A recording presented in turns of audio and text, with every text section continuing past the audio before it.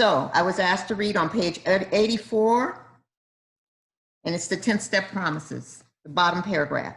And we have ceased fighting anything or anyone, even alcohol, for by this time sanity will have returned. We will seldom be interested in liquor. If tempted, we recoil from it as from a hot flame. We react sanely and normally, and we will find that this has happened automatically. We will see that our new attitude toward liquor has been given us without any thought or effort on our part. It just comes. That is the miracle of it. We are not fighting it, neither are we avoiding temptation. We feel as though we had been placed in a position of neutrality, safe and protected. We have not even sworn off. Instead, the problem has been removed. It does not exist for us. We are neither cocky nor are we afraid. That is our experience. That is how we react so long as we keep in fit spiritual condition. And with that, I'd like to introduce to you Katie P. with steps 10 and 11. Thank you. Thank you, Leslie. Katie Parker, alcoholic. Oh my gosh, I am so excited to be here. And then when I heard 10, I thought, well, I've got 10 and 11 all prepared, but I can do me some 10 for a whole hour. Getting all of this in, Ralph knows. He's like, oh, I have put the fire hose on this one. Okay. First of all, let me say, Ralph, I love you to death. I finally got to see Reginald, my brother. I love Ronnie. I really believe I should have been a part of the White family. I think my name could have been Ruby. I could have been the little sister that knocked the crap out of those boys. I have always had this fantasy of being one of the White kids, but it would have been Ruby.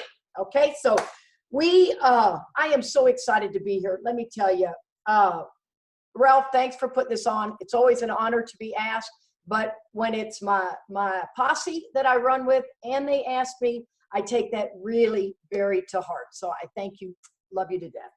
I'm burning minutes here, so I'm going to get through the beginning. My name is Katie Parker. I am alcoholic. Been sober since October the 28th of 1984. That puts me at 35 flipping years sober, which I absolutely cannot believe. I came into the rooms of Alcoholics Anonymous when I was 26 years old. I had a 5-year-old. I know pitiful, incomprehensible demoralization. I was raised with values. I was stepping so far outside of my values, dragging that little girl in places she had no business being. I love my daughter. We love our children. And, but I got to tell you, she was an anchor, and it was a real problem to try to get into the throes of your alcoholism with a child and being a single parent. As I said, I know pitiful, incomprehensible demoralization. I like to qualify myself very simply. When I start, I can't stop, and I can't stop starting. That's what makes me alcoholic. I thought my problems were my outside issues. Don't touch my booze. That's never been a problem. And come to find out, I was completely mixed up on this. There were so many things I was mixed up about in Alcoholics Anonymous. I think sometimes we take for granted that the new guy is, and I say guy because I'm not going to get politically correct. You know who I'm talking about, he, she, whatever. But I think the new guy comes in and we nod our head. Yeah, I got it. And we don't have it. I don't even know what I just heard, but I hear it and then I make it fact. And that's how I go through life. My home group is the Primary Purpose Group in Austin, Texas. We meet on Tuesday nights at 7:30 Central Standard Time. The physical address is 2701 South Lamar. We'd love for you to come physically visit with us or come to our Zoom. On my name, in my box on this Zoom meeting, I put my email address and the Zoom number to my home group. We don't use a password, so that'll get you in. We study the book line by line, week after week. And I got to tell you something, it's way more fun than it sounds. Something we do different at that meeting that we don't do at other mainly big book home groups is we study the book based on what the text says. So we're not looking for your experience. Not that there's anything wrong with your experience, but at this meeting, we are dissecting the book based on what the text is telling us. So where are we connecting the dots? Why are they saying that? Why are they saying it here? I mean, if the doctor's opinion in 164 pages are for us to understand what is alcoholism and how to treat it, well, then I want to know that textbook forward and backwards. And so it's such an awesome meeting. We've been meeting for 14 years. We have 250 people studying the book week after week. And at our Zoom meeting, we had 464 people. So come, poke your head in there. We're in the fear inventory right now. Takes us about 2 years to go through the book. I find it fascinating. As most of you guys know, my husband is Charlie Parker, but the more important thing is I have 5.5 months more sobriety than my husband has. I know. Go ahead. Take a moment there. And the one thing with Charlie is, you know what? We are like the yin and the yang. There's no yin and yang in us. One of the things that I always tell Charlie when he's having a hard time is, honey, hang in there. In about 5.5 months, it'll make more sense. I just make myself laugh. I got beautiful grandkids. I have 4 beautiful grandkids. Oh my gosh, I think they're God's do-over. I heard the other gentleman, Terry, say that. They absolutely are God's do-over. And, but there's just so many awesome things about grandkids. But I got to tell you, my oldest daughter, the one that was 5 when I got sober, she's 41 and my son is 31. My son's never seen me drink. But let me tell you something. He's seen me stark raving sober. I get it when people say, well, my kids have never seen me drink. Oh, do not believe they haven't seen you crazy or deeply depressed. You see, we tend to put a lot on that we're working a program based on the abstinence of alcohol. I did that for many, many years. I think it's a part of the process, if you want to know the truth. I realize today the solution to alcoholism is not sobriety, it's a spiritual awakening, a God consciousness. And when Ralph said, would you like to do 10, 11? I'm like, yes, I'd love to do 10 and 11. I woke up to 10 and 11, to be honest, about 6. Don't you love it when an alcoholic says that? Do you want me to be honest? I'm not going to lie. We lead with those. But the truth of the matter is that I really started doing these disciplines about 6 to 8 years ago.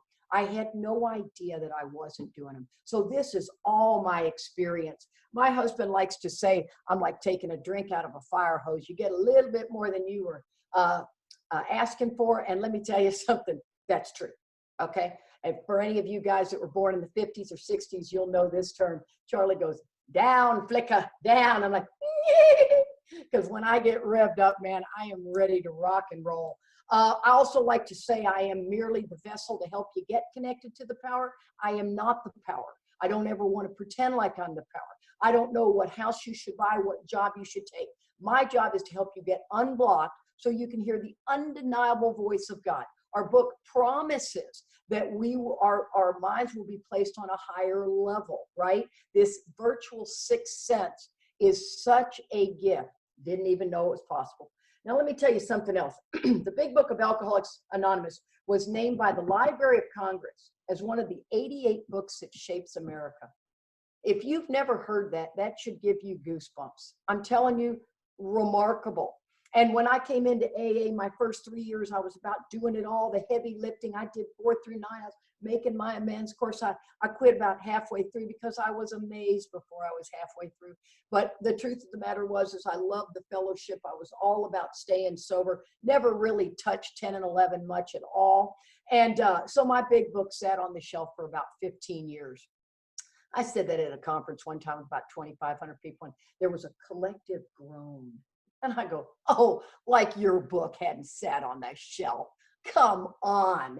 It's the nature of alcohol. It's the nature of recovery, right? We typically don't grow until the pain is bad enough, right? Pain is the touchstone of growth. So here I go. And I know, Ralph, I got 55 minutes is what Charlie told me. You'll give me some codes. I got my timer going, so you really don't need to do that. But if you guys want to do that, okay. So here we have it. Page 77, there's 3 places in the book that make a very strong definition about what our purpose is.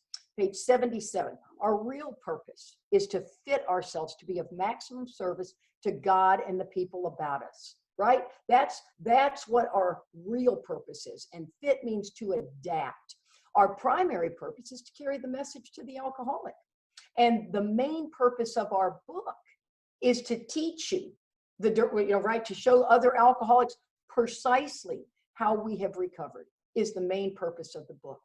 And here's something I'll offer for your consideration. Sometimes we come in and we say things like this. Well, that's not what my sponsor did with me. Well, I'm gonna sponsor like my sponsor sponsored me. I caution you on that. If they were going along with what the book says, okay, rock on. But let me tell you, the girl that helped me, we were all over the place. And I did stay sober. I'm not discounting that. But I also love the fellowship of Alcoholics Anonymous. That didn't keep me sober. That bought me time in AA. Because I'm telling you, at about 15 years sober, you almost lost me. You lost my husband. He ended up going back out after 23 years of sobriety, and he died of a heroin overdose. And you almost lost me. And so I get very passionate about the clear-cut directions in the book. Dr. Bob said the directions are clear-cut, but everybody has a different experience. But if your experience doesn't follow the guides of the book, then I caution you. It doesn't say take a year to go through the steps. It doesn't say don't start the steps, for 6 months. As a matter of fact, there's nowhere in our book that says chill. And the 10th step is a deeply misunderstood step. For the longest time, I thought it was the evening review, and I wasn't doing it anyway. So the 10th step is a spot check inventory. But if you take the step off the wall, it looks like damage control. So the step off the wall says continued to take personal inventory, and when we were wrong, promptly admit it. So it looks like only if I step on your toes. Well, here's what I didn't understand. I'm going through life completely asleep, dreaming that I'm awake. And then when I step on your toes, you're so startled and so upset that it actually wakes me up out of this sleep. And now I know, wow, I got trouble. I've got trouble on my hands. And so, of course, I've got to deal with it. But then I go back to sleepwalking, dreaming that I'm awake. See, I'm going to get angry or afraid. I don't have the freedom to stay angry or afraid. And the book implies troubles. My God, there's good promises, bad promises, call them warnings, whatever you want. But on page 25, it says, blot out the intolerable situation the best we can, or accept spiritual help. Then it says on page 53, a self-imposed crisis we could not postpone or evade, either God's everything or he's nothing. And page 133, the deliberate manufacture of misery. God didn't do it, but when trouble comes, cheerfully capitalize on it so he can show his omnipotence. There's always this is terrible, accept spiritual help. But lack of power was our dilemma. The word dilemma basically means they both suck. So if all of a sudden I need $200 by tomorrow, the thought of praying about that is not my first thought. I go into self-reliance. I'm figuring out what I can pawn, who I can call, who I could bum money from. You see, that's the nature of it. And so that's why when you tell me when I come into AA to set down this self-reliant tool, and it's the only tool I have, and it works pretty doggone well, I'm just not going to do it. Now, today's a different story. My gosh, and I like to say long-term sobriety is very seductive. I caution you on that. For some reason, we think we have arrived, and once we get to a certain place, we don't have to do that anymore. Oh boy, that's very dangerous, very, very dangerous. Well, it says the spiritual life's not a theory. We have to live it, right? Theory means speculation. I love in the 10th step where it says we've entered the world of the spirit. Now, Mark Houston was huge on 10 and 11. He was the guy who woke me up. I remember the very first couple of times when we were talking, and he would get so passionate. He'd go, I die at night and I am reborn in the morning, and I get to drink water. And I'm thinking, dude, take a chill pill. Not to be quite this excited about everything. And today I so get it. So when it said we've entered the world of the spirit, how do you know what you don't know? Today, what I thought is a relationship with God. Well, I think I've got one. I mean, I've heard the voice of God from drunk and sober. It's something still and quiet like this. Don't do that. No, stop. I've heard that voice. Call it good conscience. Call it whatever you want to call it. But what I understand today that I've entered the world of the spirit, it is this constant conversation with my creator, right? That all of a sudden, I used to love to gossip. Oh my God. I like being a part of gossip. I like starting gossip. I like stepping into gossip. Anything that had to do with gossip, I loved it. Well, it no longer feels good. So I believe I'm entering into this world of the spirit. Lying no longer feels good. And everything just kind of drifts into this completely different person that I am based on these disciplines of 10 and 11. If you're feeling flat, really buckle your seatbelt. Don't let the ego pull you out of this talk. It says, now here's the clear directions in 10. Our next function, which means expected duty. The function of this cup is to hold my coffee, which is decaf, and is to grow in understanding and effectiveness, right? Understanding and effectiveness means that I carry a message that I don't have to pop you in the nose. I don't have to grab the book and go, it's in the book. I don't have to be yelling at you. I don't have to ask if you did something I suggested you do and you don't do it and I hang up on you. I've never liked any of that approach. Sure, I hear people, they say that their sponsor does that. I'm not a fan of that. I'm going to grow in understanding and effectiveness. When a sponsee calls me and I give her some suggestions of how to look at this, and I clearly know she's not going to take them, I tell her, you know what, I can't rob you of your experience, be it good or bad, but I'm here for you when you come back. And I said, oh, and let's earmark this conversation, okay, because we're coming back to it. Then it says that we are to watch for selfishness, dishonesty, resentment, and fear. So think about that. That's 4 things we're watching for. And this is going throughout the day. Then it tells me to do 4 things. We ask God at once to remove them. I like to go into what I call affirmative prayer, and I'll explain that in a minute. We discuss them with somebody immediately, which is crucial. Urgency here is so important. We make amends quickly if we've harmed anyone.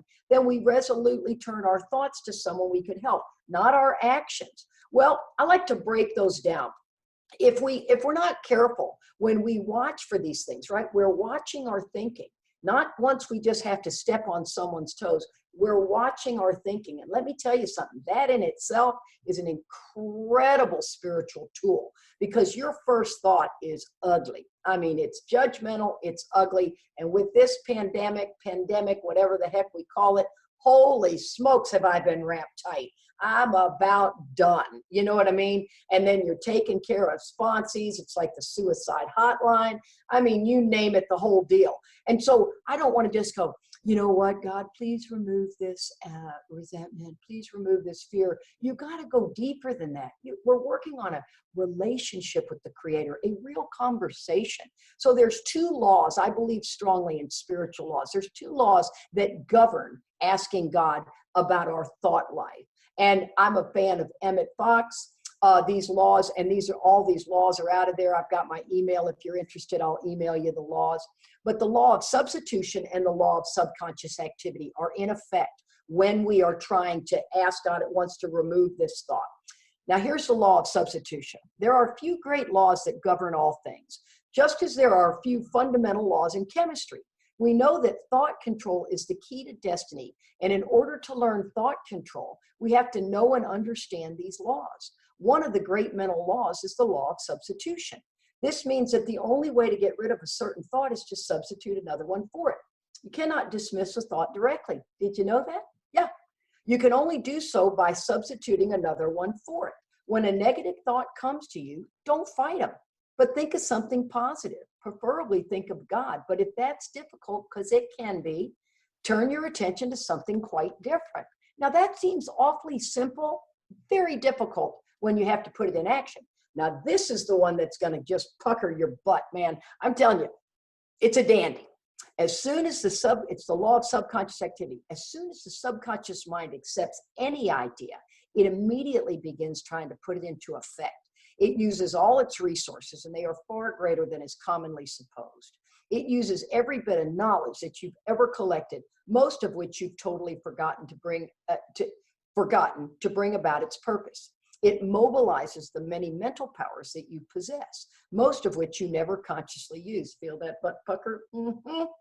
It draws on the unlimited energy of the racing mind. It lines up the laws of nature as they operate both inside and outside of you to get its way. Sometimes it succeeds in its purpose immediately. Sometimes it takes a little time. Sometimes it takes a long time. But if this is not utterly impossible, the subconscious will bring it about once it accepts the idea. Okay, so you see the importance. Here's the beautiful part of this law. This law is true for both good and bad ideas. The law, when used negatively, brings sickness, trouble, and failure. And when used positively, brings healing, freedom, and success. We give the orders, the subconscious mind does the work. It's a beautiful law to understand when you're asking God to remove it and you just redirect to affirm something fabulous. If you're having a real trouble with what's going on in the world, that you may have lost your job, that how are you going to pay this? Every time you have that thought, you start with, God, I'm not willing to believe this delusional lie. Doesn't matter if you know what the lie is. And then you just affirm something fabulous, like you're writing the chapter of your beautiful life. I've got so many positive emails from people that have done this with estranged children. They take this positive prayer and use it as if their next breath relies on it. It's amazing. Now, the second one says, and I don't have time to read the letters that I have received, but they are remarkable. I don't get one or two, I get hundreds, because it is the law. And the other one that I really like is when it says that we have to talk to somebody immediately. And don't believe, I'm at work, I can't talk on my phone. Take it to the bathroom. And my sponsees leave the problem on my phone. So they call me and go, you know what, Sally, that chick I work with, I can't stand. Oh my God, she embarrassed me at my meeting. And I got to tell you, I just want to kill her. And so I'll walk the dog backwards with them when I call them, ask them exactly what happened. What did she say? What did you do? So I can see where you made decisions based on self that later placed you in this position to be heard. Now, here's one that I did with my sponsor. Now, it's very important that you understand the background of this, because, the alcoholic likes the story. Okay, my husband, Joe, that passed away, was a very, very sick man. And I mean, he'd had back surgeries, hep C, brain tumor, you name it. We were raising a family. And one of the things that we did was I ran the show, right? I was running the family. I was a fitness professional. He was a high-end cabinet maker, and all of these things that we just ran the house like that. We were the yin and the yang. Charlie and I are the yin and the yin. And so Joe liked me when we went into the doctor's appointments. I had the clipboard and I would tell the doctor, he had a brain tumor too. So he was very slow and I would do all the work. and that's how we operate. Well, I get with Charlie Parker, who was my best friend for 20 years. It was like marrying your brother. Let me tell you, it is, he loves me. I love him. Don't get me wrong. But my gosh, was that a hurdle for me to get over, to go from best friends to kissing your brother to moving on. Okay. And we've been together 17 years. We've accomplished that. But there's so many things that are so different in this relationship. One is he does everything. He cooks, he cleans, he grocery shops, he does everything. He makes the money, all of this. I have no spot. When I did the inventory with my sponsor, she's like, Katie, what is wrong? I go, I don't know my purpose here. And it seems crazy, but it was real. And so when we go to a doctor's office and Charlie's going into the doctor, he's got a way he likes to do it, right? He walks in, he's like, hey, Mary, how's the kids? All this stuff. He's shucking and jiving and everything. And we're just not getting anywhere, if you ask me. I'm over there thinking, oh my God, my husband drives me crazy in here. And I have to sit there. So he had a little bit of a throat scare, a little cancer throat scare. It was not cancer, but we have to go to the doctor every 3 months and have his throat scanned. Well, it's all the way in San Antonio. It's 75 miles away. And Charlie and I like to spend a lot of time together. We do a ton of stuff together. We shoot shotguns competitively. We love to do AA talks. We just spend a lot of time together. We were both self-employed. And so we make a day of this trip, right? We have to go to San Antonio. We leave at 6 a.m. We get down there. We see the doc at 8:30. Then when we're done, scoping his throat, we go over to our favorite restaurant and have breakfast. And then on the way home, we stop at the outlet mall. And that's just what we do. We've been doing this now for like 7 years, maybe 8. And so this day, I think I'm spiritually fit. I've done everything. I don't see that I'm not spiritually fit. I'm sitting in the doctor's office and the nurse comes in and she starts asking Charlie questions. And she says, Charlie, you been using nose spray? And he goes, no. He uses Afrin is all over the house. He uses so much nose spray. I can't even believe it. And then she says, have you been clearing your throat much? He clears his throat all morning long. I mean, it's right? Constantly, tons of phlegm. I'm sitting there going, oh my God. And I got all my little stuff that I pack and carry around, a little bit of a pack mule, and sitting right there. And she walks out and I look at Charlie and I go, you know what? You are a big, fat liar. And I mean, he comes out of that chair like the Incredible Hulk. He's like, Katie. And I thought, I just went right into those angry tears. Ladies, you know what I'm talking about. I'm like, you know what, Charlie, I'm just so done here. I can't even believe you just lie. You don't ever tell them the truth. And I said, I'm out of here. And so I pick up all my stuff and I get ready to walk out right when Dr. Simpson's walking in. He knows us very well. And I mean, he's like, whoa, Katie, are you okay? And I'm like, no, I'm not okay. And I just go out of there and I go into the lobby. And I got to tell you guys, it's that cry you can't stop. It just was just ignited. So I pick up a magazine and I'm like, right? I realized, oh my God. So my sponsor she works in high criminal court. I'm not a fan of texting a 10-step. Please hear that out. I think calling with the 10-step is important. And if I need to handwrite one out, it is important. But she's in high criminal court. She can't stop court just because I've called. And so she knows I'm going to the doctor with Charlie. Why? Because I keep her abreast. These are vulnerable areas, right? I've lost a husband. I could go down that road. Let's not even start that. So the truth of the matter is I know that I'm in trouble. So I text her. Here's the text. Marty, I need a new toolkit for a sick husband. We're at the doctor's and I just left the room. I can't stop crying. I must sit there and be submissive. I can't do that. He does not give them enough information. Now, if you're good at hearing inventory, you just heard the old idea that's driving me, right? It's that driven by 100 forms of fear, self-delusion, self-seeking. I must sit there and be submissive. You see, do you think I'm ever going to be submissive? Well, I know you don't, but every once in a while in my mind's eye, I think I am. And I mean, I'll kill both of us. And Marty texts me right away. Oh, honey, I'm so sorry. It must be so painful because she always just gives me that stroke. And then she just knocks the crap out of me like that little baby seal, right? Pow, just takes me down. Says, I'm sure he's scared, maybe even terrified. None of that is about you. How can you be helpful? Are you in the doctor's office treating him like he knows nothing? Are you the doctor police? How are you coming off when he's giving information to the doctors? Are you smugly superior? Oh, let me tell you. Well, the first thing that freaked me out is I immediately stopped crying. I mean, I went from sent her a text. I went, yes. And I'm like, oh my God. Now she's not done. Stepping on his toes, are you? Well, if not you, who? Cloaked in a good motive. You have all the tools, hon. Just use them. I know hospitals and doctors are traumatic stuff for you, and you go on super high alert. This is a new day. And I sent her a text back, and I said, thanks. Now, let me tell you, the magic that happened in doing it immediately is Charlie walked out, and he wasn't done with his appointment. And he said, honey, please come back in here. Had I not done this, my pride would have said, no, because my feet would have been in concrete. I couldn't have moved if I wanted to. And I can't tell you guys how crucial immediately is. You don't squander away the hours. You don't do more damage. I love my sponsees leave the 10-step call on my phone. I want the problem, right? We live in page 61. What usually happens? The show doesn't come off very well. Admitting she's somewhat at fault, others are more to blame. Where was she, demanding or gracious, right? The self-seeker, even when trying to be kind. I'm over there like this, and I'm telling you, it blows the doors off of everything. Charlie and I also do do-overs. I think do-overs are one of the greatest gifts in a marriage. And let me tell you, the 12 and 12 says we are unable to form a true partnership with another human being. They are not messing around with that. With a sponsor, with a boss, with a sibling, we have such trouble. Watch yourself. The first few days, it's just euphoric.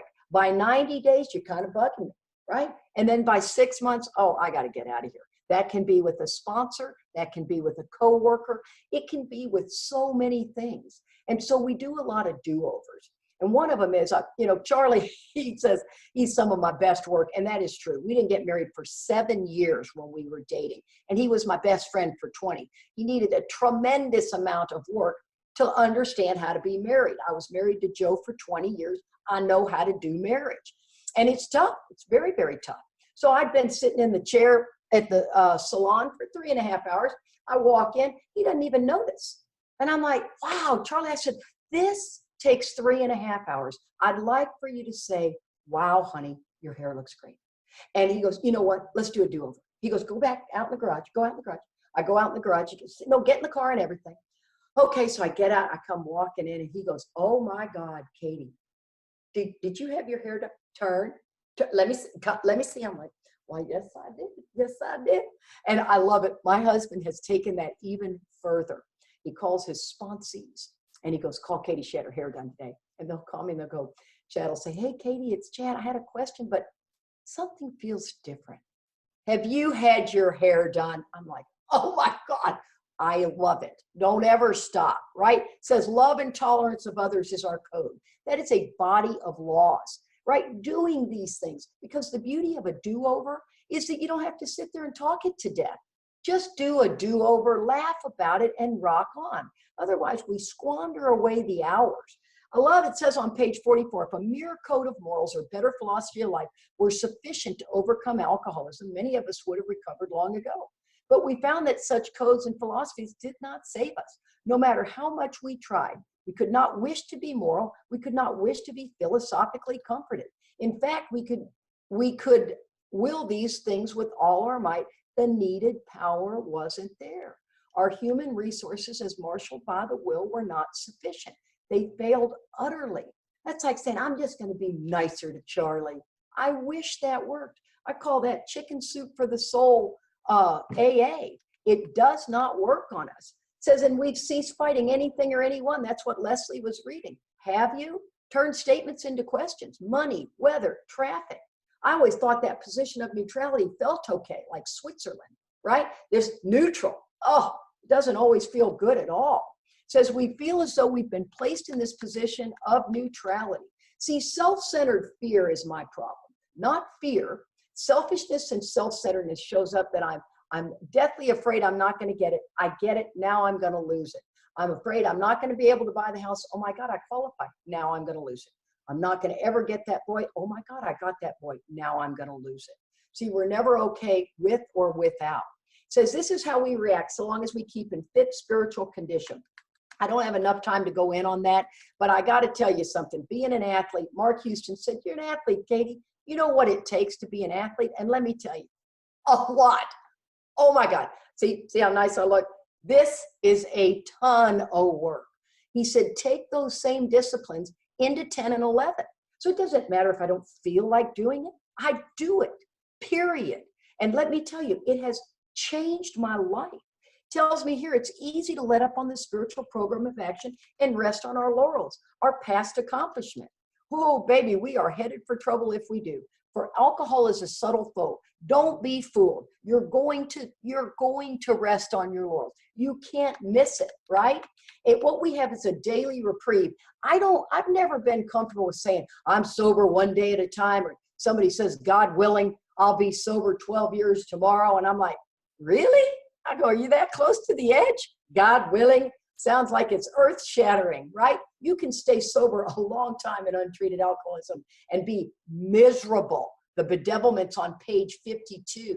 I missed it. What we have on a 24-hour basis is a conscious contact with the Creator. And it's going to get into that here in a minute. It says contingent, which means uninterrupted on the maintenance of our spiritual condition. Every day is a day we must carry the vision of God's will into all our activities. I'm telling you, without the disciplines of 10 and 11, that's just impossible. You're lucky to get it once a day, maybe 4 times a week. Traffic, lines, AA members, ex-husbands, ex-in-laws. We act like we're going to get rid of this selfishness, or that it's the same selfishness we used in drinking. Oh, trust me. I was in untreated alcoholism forever. I was living off the fellowship and service. And let me tell you, those are great things to have in your life. They do not treat alcoholism. What treats it are the 12 steps. They are not linear. They are circular. Missed all of that. And it says, if we have carefully followed directions, remember on page 29, clear-cut directions are given, showing how we have recovered from a seemingly hopeless state of mind and body. We have begun to sense the flow of his spirit into us. To some extent, we've become God conscious. Now, this is at the end of the 10th step, right? Our thought life will be placed on a higher plane. So we're talking about the difference between thought react, which is what most of us live in. Somebody says something, well, you know, blurt out this or blurt out that, or can't, you know, I'm not going to tell Charlie that when he gets home. I'm not going to. He walks to the door and I go, bleh, right? That's thought react. God consciousness, this pause it's going to give us in the 11th step, is a spiritual gift, right? And I'm telling you what, I didn't realize what I was missing until I had it. And that's where it ends the 10th step. But we must go further, and that means more action. Remember, I thought the 10th step was the evening review, and I wasn't doing it anyway. Well, it's not. I just explained the 10th step. Now we go on to the 11th step, right? Now, here's the tricky part.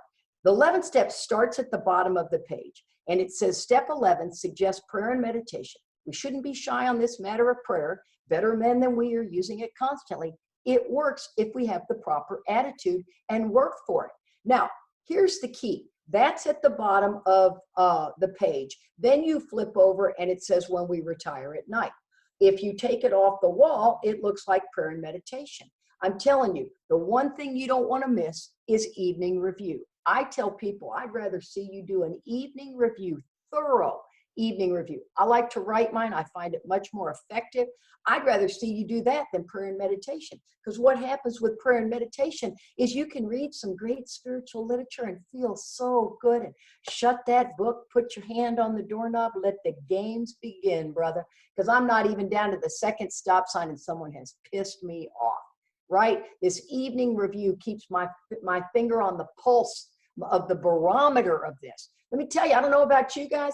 I hit a wall about 3 weeks into this stuff. And then after I hit that wall, Marty and I were doing the work behind it, my sponsor and I, then I thought I was pretty free. I mean, I felt completely free. I hit another wall the next night. What? And then I got free of that, and I'm tooling along, and my son has a bicycle wreck. He's 31. He's got a family, got my grandson, you know, just love those guys. He's really doing good. But my son can just be a real mess in my eyes.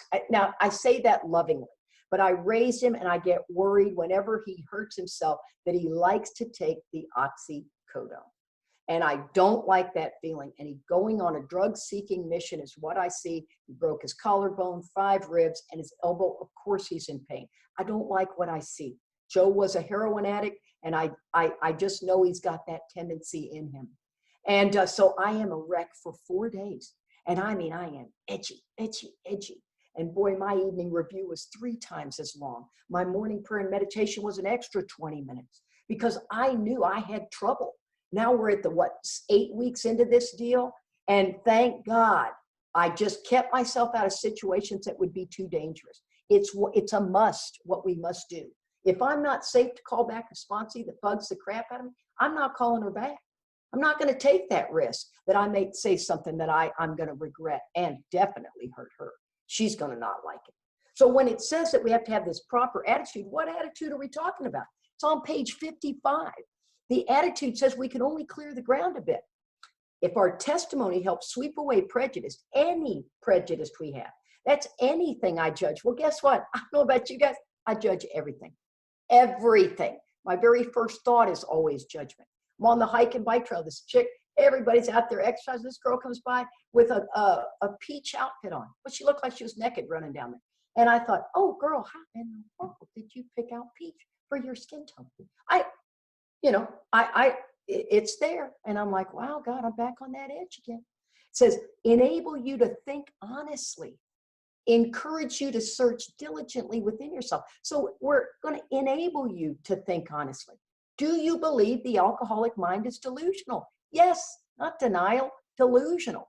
Then it takes courage to search diligently, to swallow and digest large chunks of truth about yourself. Holy smokes, it's not easy. I've never liked when people said, you know, I called you, Katie, I really didn't like what you said. I said, stop saying that. That's my job. I wouldn't ever imagine saying that to my sponsor.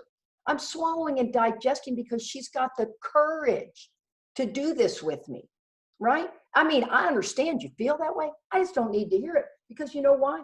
I'll soften up on you. Because see, don't objectify me. I'm still a human being with emotions and I don't want to hurt your feelings, you know, so I'm going to lighten up. The steps tell us when, how, and why to take them. My buddy Blind Dave does this beautiful thing with a fountain. The top tier, he says, is the evening review.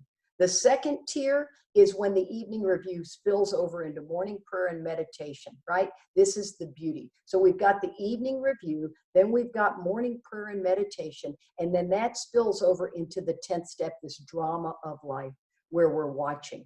He says, you want to stop that fountain from flowing, stick your finger in the top and don't do an evening review. You see, because that evening review is such the key to your future. That's the inventory of how did I do on my 10th step. Here's the questions. Were we resentful, selfish, dishonest, or afraid? Don't just say yes. I'm telling you, written is so profound. Where were you resentful? Write these things down. Scribble out a 4-column inventory. Write a fear inventory. You start to write inventory a lot, man, you can write that in 6 minutes. Do we owe an apology? Have we kept something to ourselves which should have been discussed with another person at once? There's the 10th step drunk trap right there. Did you do a 10th step, it should say? Were we kind and loving towards all? What could we have done better? Were we thinking of ourselves most of the time? Or were we thinking of what we could do for others?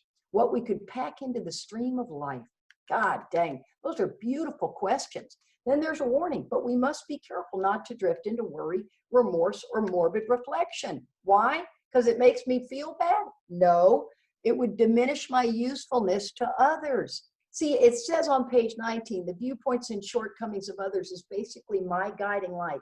As an ex-problem drinker, my very life depends upon the constant thought of others and how we may help meet their needs, right?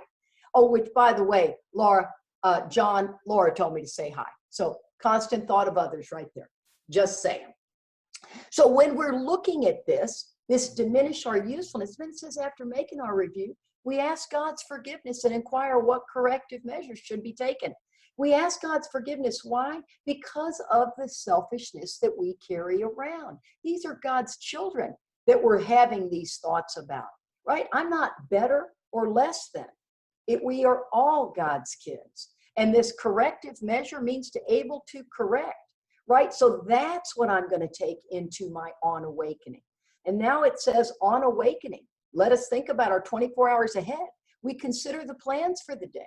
So I always used to hear people say, it's all about listening in prayer and meditation. And honestly, I hoped you read your big book because that's how I got my big book in AA meetings, is you please read it and then talk about it. And thank you very much, because I'm not going to read it. And so one of the things is that's a deep misunderstanding. Now, if you want to sit in silent meditation for an hour, it's a very good practice, but that's not what the book is telling me to do. As a matter of fact, the word meditation in the 1935 dictionary means for a general to contemplate the war is the example they give. Deep contemplation, thought, right? And so this general is going to think about, he's going into battle the next day. Are all his cannons prepared? Are his men flanked on the right, flanked on the left? So it's contemplating our day. So I start mine with 3 pads. One pad is my to-do list. One pad is my evening review, and my other pad is my 2-way prayer. I love the Oxford group's 2-way prayer. And I do these beautiful love letters to God is what I call them. And so this to-do list is my thoughts, what I'd like to accomplish today, right? I'm considering them. Now, when we pause when agitated or doubtful, we're going to bring that list back into play. It's also in morning time. Sometimes you'll just have a thought about somebody, right? Call Mary. Check on Jim. Write that down. It's such a still, quiet voice, you'll miss it. And if you have it on paper, you'll be able to get to it as the day goes on. Then it says, before we begin, we ask God to direct our thinking, especially that it be divorced from self-pity, dishonest, or self-seeking motives. Isn't it interesting? It doesn't say fear. Self-pity is the first thing. Why? Because alcoholics are restless, irritable, and discontented. That is our baseline. We either go up to happy, joyous, and free, or down to the four horsemen. We're either moving forward or we're moving back. We are not stagnant, ever. Do not buy into that delusion. I'm telling you what, it's getting ready to give me some warnings. Before we begin, well, we're asking for this to direct our thinking, right? And then it says, under these conditions, which means state of mind, we can employ our mental faculties with assurance. For after all, God gave us brains to use. You'll hear people go, well, God gave us brains to use. Under these conditions, have you been working a stellar 10 and 11? Because if you haven't, you are asleep, dreaming you're awake. And trust me, it's self-reliance. I mean, have you ever heard some people go, well, God gave me brains to use, and they tell you their story they're going to do, you're like, oh my, I don't even hardly know you. And I see about 20 problems with that statement. And so then it says, our thought life will be placed on a much higher plane when our thinking is cleared of wrong motives. Where are we going to pick those up? From our day from yesterday. Right? Oh my God, I can't even begin to tell you how important the evening review is. But what happens with us alcoholics? We do something and then we feel so good we quit doing it. So we live like this. We do it, then we stop doing it. We're in enough pain. We do it, then we stop doing it. It says, in thinking about our day, we may face indecision. Now we're still in prayer and meditation. Here we ask God for an inspiration, an intuitive thought or decision. We relax and take it easy. This is through our prayer and meditation. The right answer will come if our own house is in order. What used to be the hunch or occasional inspiration gradually becomes a working part of the mind. What a promise. What an experience. Now, I love this. Being still in experience, that means every day. Don't be fooled. Being still in experience and having just made conscious contact with God that day. It's not probable that we're going to be inspired at all times. So some of your prayer and meditation's gonna suck. Of course it is. Sometimes I work out at the gym. It sucks. I still go back and do it, and I still do it. We might pay for this presumption in all sorts of absurd thoughts and actions. Nevertheless, we find that our thinking will, as time passes, be more and more on that plane of inspiration. We become to rely upon this. Right?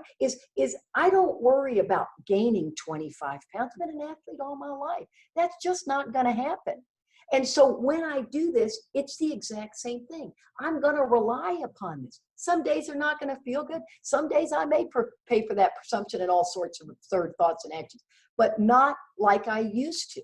And then this is the one I really like, the pause. A lot of people say pause when agitated. It's so much deeper than that. I can almost tell if you're in a meeting and you say, oh, I paused at my mother-in-law, I didn't yell at her or whatever. That is such a self-willed pause, trust me. You can just hear it in them. This is a spiritual promise. And I call it pause, ask, remind, and say. It says, as we go through the day, we pause when agitated or doubtful. I'm much more doubtful today than I am agitated. And we ask for the right thought or action. We constantly remind ourselves we're no longer running the show, humbly saying to ourselves many times each day, your will, not mine, be done. Now, let me tell you something. I get that to-do list and I look at it, and trust me, I can get everything on here done, but I am hauling ass. I am running red lights. I am, coasting through stop signs. I am just in a line. Come on, really agitated. Oh, but I got my list done. What God's saying is, look at that list and go, you know what, God? I need to go by Home Depot, and I still have to make that business call and talk to a sponsee, and I don't think I can make lunch with my grandson. And I will hear the undeniable voice say, tomorrow you'll have time to do that. Really? Okay, well then what of those three things should I do next? Go to Home Depot. Okay, you know why? God has put someone at Home Depot for me to see. It may be something as simple as a smile, I can't even begin to tell you, when you are walking around looking the world in the eye, you are like a beacon, a beam of light. People will just stop and all of a sudden you'll tell somebody, oh my God, love that outfit you have on. They go, oh, Thank you so much. I just yada, yada, yada, yada, yada. I mean, have conversations with people. We are turning into looking at our phones. Oh, I can't even begin to tell you what a problem that is. I try not to judge people that do. I try to say a prayer when they go by. Lately, I've not been too terribly spiritually fit. I'm not so good with it lately, but I'm telling you, I am aware of it. And then it says, listen to the promises here. We are then in much less danger of excitement, fear, anger, worry, self-pity, there it is again, or foolish decisions. It says we become much more efficient. We don't tire so easily, for we're no longer burning up energy foolishly as we did when we were trying to arrange life to suit ourselves. It works. It really does. Remember on page 62, it said playing God. It didn't work. Between 62 and this page here at the end of the 11th step, that is the action part of our program. And we will run from it. We will hide. We will get to more meetings. We will do more service work. And we don't even know we're doing that. We are resting on our laurels to avoid that work. I'm telling you here, it says we alcoholics are undisciplined. Is that new information? Not at all. So we let God discipline us in this simple way we've just lined out. I'm going to read this pride statement. I don't normally read it, but I got 4 minutes. It says,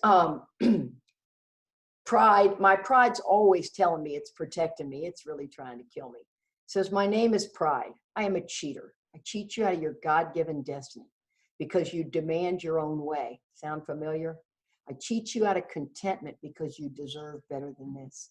I cheat you out of knowledge because you already know it all. I cheat you out of holiness because you refuse to admit when you're wrong. I cheat you out of genuine friendship because nobody's going to know the real you. I cheat you out of love because real romance demands sacrifice. My name is pride. I am a cheater. You may think I'm always looking out for you. Untrue. I'm looking to make a fool of you. Guys, I'm here talking to middle management. The new guy is the blood of the program. There's plenty of information for the new guy, but I'm the oxygen, right? The guy, I'm talking to the guy with 3, 5, 10, 15, 25 years sober. That's who I'm talking to. If you're not feeling it, there is so much more available. Remember, the blood cannot survive without the oxygen. If you're not in the book, please get in the book. And if you are, I'll see you on the firing lines. Ralph, thanks for having me. Thank you.